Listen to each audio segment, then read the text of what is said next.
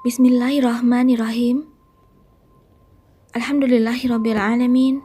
Allahumma shalli ala Muhammad wa ala ali Muhammad. Assalamualaikum warahmatullahi wabarakatuh. Selamat berjumpa lagi dengan Nikhan TV, dengan saya Nikhan atau Ummi Nabila. Pada kesempatan yang berbahagia ini, saya ingin berbagi kisah nyata penuh hikmah yang berjudul Jenazahnya Bau Busuk dan Hangus Terbakar Saat Makamnya Dibongkar. Ini adalah kisah nyata.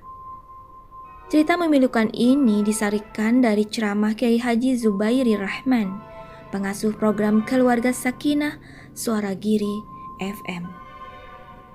Sebut saja namanya Karta. Pada hari itu Karta merasakan seluruh tubuhnya sakit. Kulitnya mulai gatal-gatal.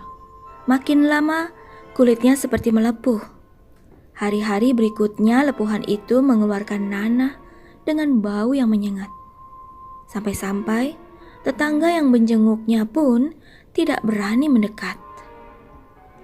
Beberapa hari kemudian Karta pun meninggal dunia.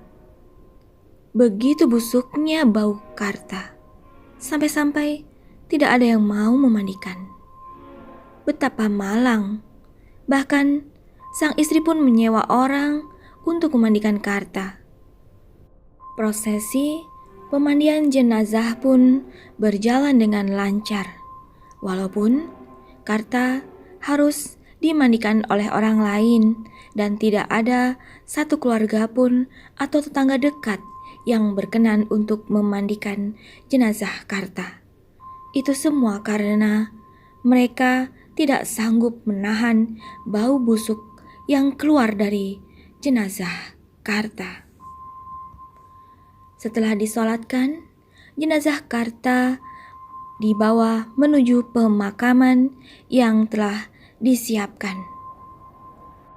Tanpa menunggu lama, jenazah Karta pun selesai dimakamkan. Akan tetapi, tiba-tiba terjadi keributan. Ternyata, pada hari yang sama terdapat 2 orang yang meninggal, sehingga terdapat 2 galian makam yang ada. Usut punya usut, ternyata jenazah Karta salah posisi pemakaman. Seharusnya jenazah Karta dimakamkan di galian sebelah. Keluarga jenazah yang telah memesan galian tersebut tidak mau diajak kompromi. Mereka memaksa untuk meminta semua orang keluarga atau tetangga Karta untuk membongkar kembali makam Karta untuk kemudian dipindahkan ke liang lahat yang sebenarnya telah dipesan oleh keluarga Karta. Akhirnya, warga dan keluarga yang mengantarkan jenazah Karta pun mengalah, kemudian segera membongkar kembali makam Karta yang telah tertutup rapat. Makam Karta pun dibongkar. Para penggali dan warga serta keluarga yang hadir sangat terkejut karena mereka mendapati kain kafan Karta telah berubah warna menjadi coklat keabu-abuan. Tubuhnya juga tampak lebih tipis dan begitu dibuka, mereka terkejut bukan main. Jenazah Karta berubah warna dan bentuk seperti hangus terbakar. Lantas, para penggali segera menutup kain kafan Karta, kemudian bergegas memakamkan jenazah Karta di galian yang sesungguhnya. Semua warga dan keluarga yang hadir terhenyak, sebab mereka melihat dengan mata kepala sendiri bahwa jenazah Karta hangus terbakar. Apakah sebenarnya yang telah terjadi semasa hidupnya? Mari kita simak bersama. Karta adalah seorang pemuda yang beruntung. Ia telah menikah dengan wanita pilihannya. Wajahnya cantik, namun sayang, hatinya tak secantik wajahnya. Karta mulai terpengaruh dengan istrinya dan hampir selalu menurutinya. Dari sinilah kisah tragis itu dimulai. Selain Karta dan istrinya, di rumah itu juga tinggal ibunya Karta. Sebelumnya, Karta bersikap baik pada ibunya, tapi perlahan sang istri mempengaruhi sang suami. Suatu hari, sepulang Karta dari tempat kerja, istrinya mengadu, "Mas, ibu itu bagaimana sih? Kerjanya cuma jalan-jalan ke rumah tetangga, gak mau bantuin aku." Karta langsung termakan kata-kata sang istri. Dicari ibunya.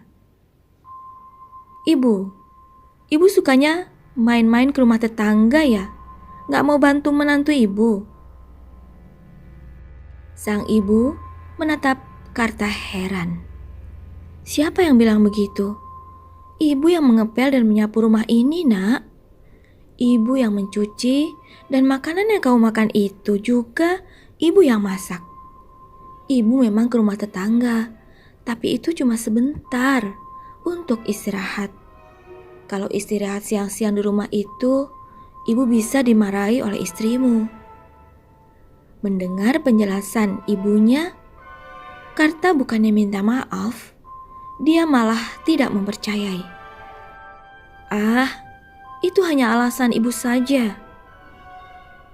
Hari-hari berikutnya, hubungan antara Karta dan ibunya tak kunjung membaik. Apalagi hubungan antara ibu dan istri Karta semakin memanas. Hingga suatu malam, setelah Karta sampai di rumah, sang istri memintanya mengambil keputusan yang sangat sulit. "Mas, aku sudah tidak betah lagi sama ibu. Aku dan ibu tidak bisa lagi tinggal dalam satu rumah. Sekarang, Mas pilih, aku yang pergi atau ibu yang keluar dari rumah ini," ucap istri Karta dengan nada tinggi. Karta sangat kebingungan. Ia tidak tega mengusir ibunya. Akan tetapi, ia juga tidak sanggup berpisah dari istrinya yang cantik itu. Entah setan apa yang merasukinya, Karta pun melangkah ke kamar ibunya. Tanpa mempedulikan hati dan perasaan ibu, Karta meminta ibu keluar dari rumahnya. "Astagfirullah, benarkah kamu mau mengusir ibu ini, Karta?" tanya ibu setengah tak percaya saat mendengar Karta memintanya pergi dari rumah. "Iya bu, ini demi kebaikan rumah tangga kami." "Kamu tega sekali, Karta. Kalaupun kamu mengusir ibu, tunggulah besok pagi. Tengah malam begini, ibu harus kemana?" Karta terdiam. Ia tak menjawab, tapi keputusannya sudah bulat. Kemudian ibunya keluar dengan tas di tangannya. Tidak semua barangnya dibawa. Ia melangkah berjalan di tengah malam sampai air mata terus menetes membasahi pipi.